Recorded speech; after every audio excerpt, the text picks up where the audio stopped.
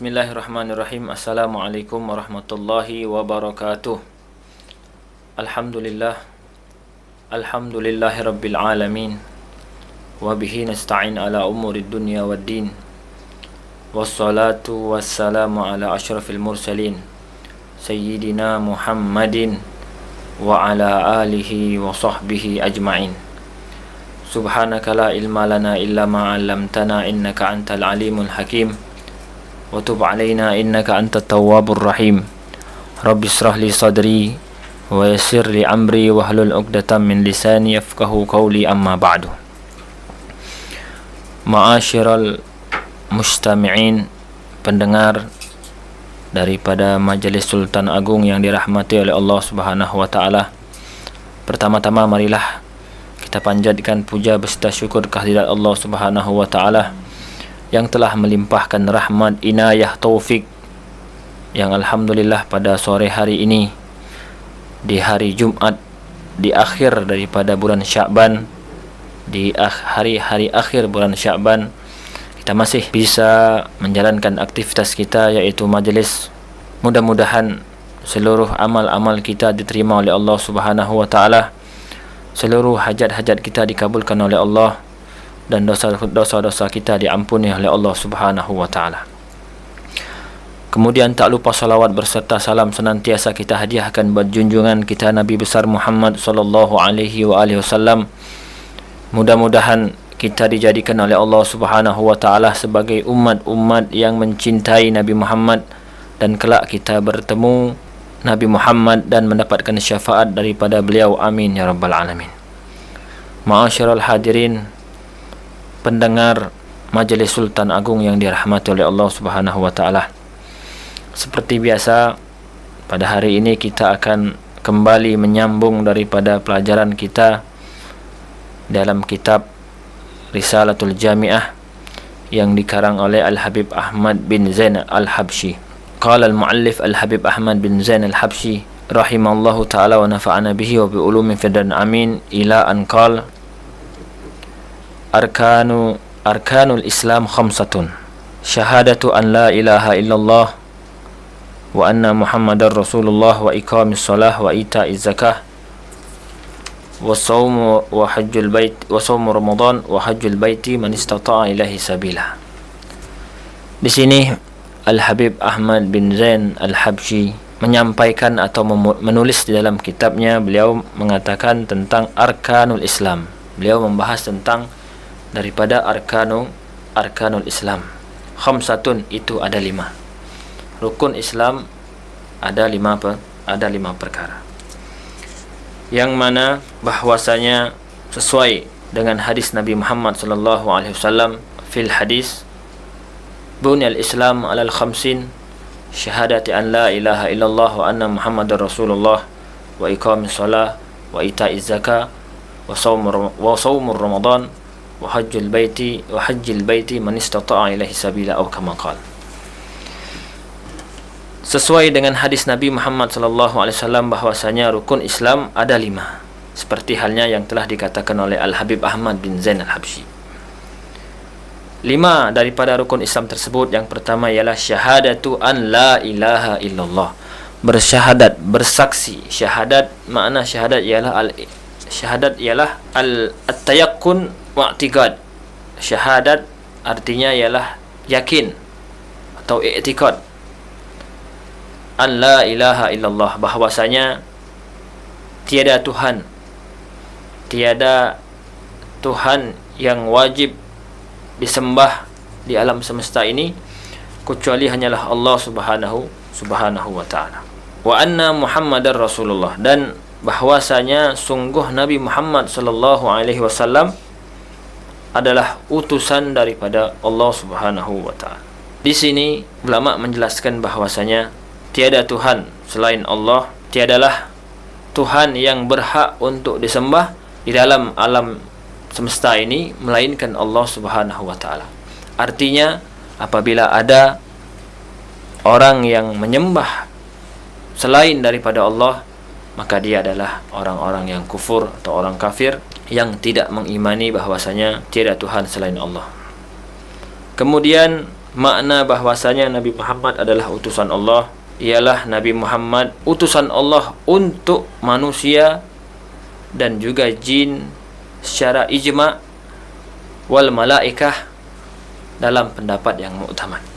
Artinya Nabi Muhammad diutus ke bumi ini ialah untuk seluruh makhluk, baik manusia, kemudian jin dan juga malaikat, atas pendapat yang muktamad.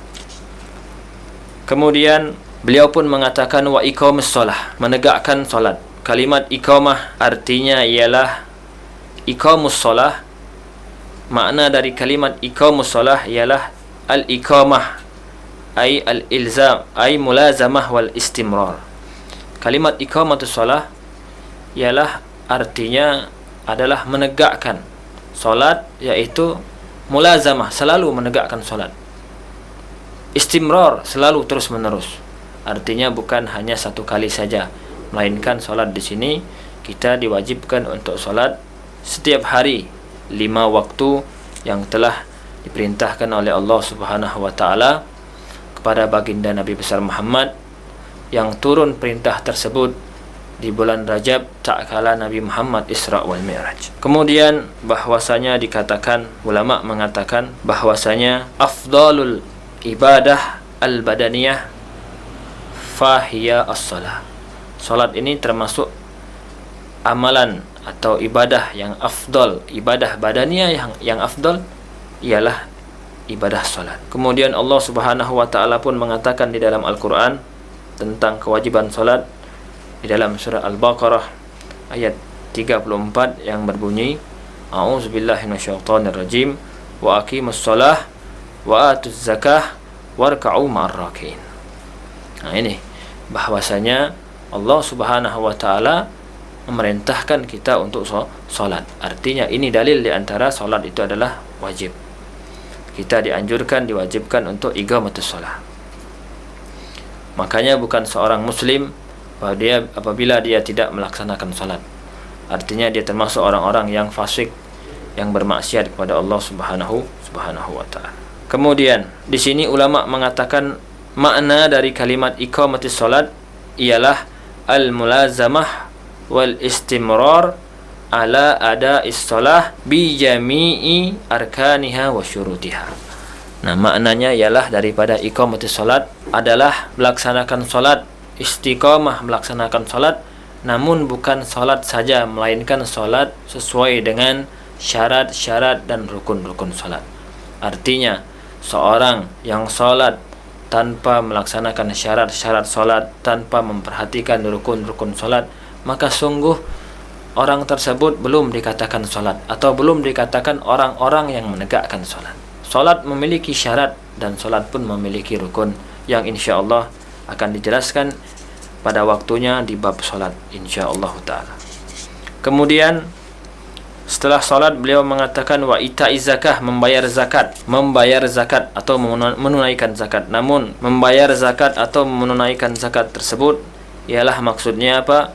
Mengeluarkan zakat kepada orang-orang yang mustahik untuk menerima zakat.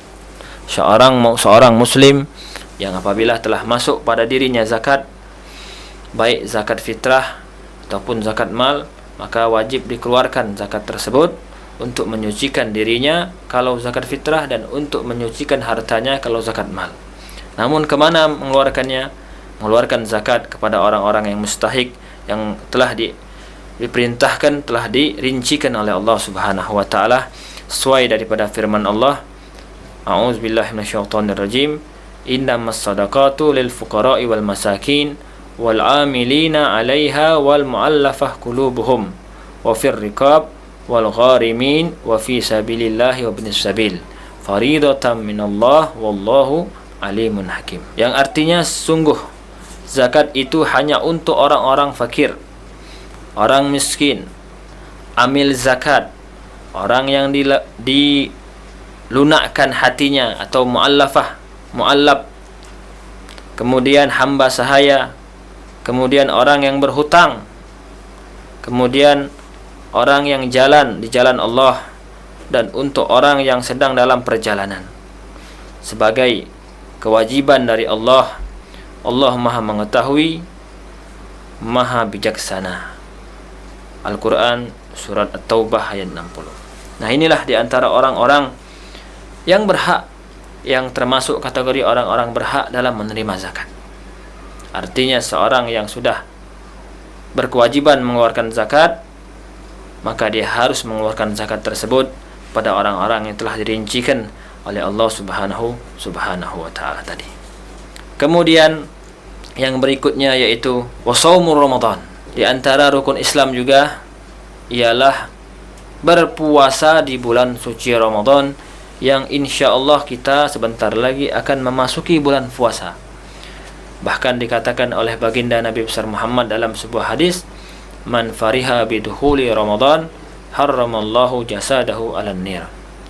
Yang artinya, barang siapa fariha, yang merasa senang, bidukhuli Ramadan, dengan masuknya bulan suci Ramadan, dengan datangnya bulan suci Ramadan, maka harramallahu jasadahu alan niran, maka Allah Subhanahu wa ta'ala akan mengharamkan jasadnya menyentuh masuk daripada api nerakanya Allah Subhanahu wa ta'ala. Ini kemuliaan, inilah fadilah di antara bulan suci Ramadan, di antara puasa di bulan suci Ramadan. Senang, kita merasakan senang tak kala datangnya Ramadan, maka Allah sudah membebaskan kita daripada azab. Apalagi seorang muslim di bulan suci Ramadan, dia beribadah kepada Allah, karena bulan Ramadan momen untuk beribadah kepada Allah Subhanahu wa ta'ala. Sebab berapa banyak kemudahan, berapa banyak hadiah, berapa banyak fadilah, keutamaan yang Allah Subhanahu wa ta'ala berikan, Allah Subhanahu wa ta'ala hadiahkan di bulan Ramadan ini untuk umat-umat Nabi besar Muhammad sallallahu alaihi wasallam. Maka dari itu alangkah ruginya bagi orang-orang yang telah menghadiri, telah mendapati hari-harinya di bulan Ramadan, namun dia tidak beribadah pada Allah Subhanahu wa ta'ala, tidak berpuasa di bulan suci Ramadan. Mudah-mudahan kita dijadikan oleh Allah Subhanahu wa ta'ala orang-orang yang berpuasa di bulan suci Ramadan. Amin ya rabbal alamin.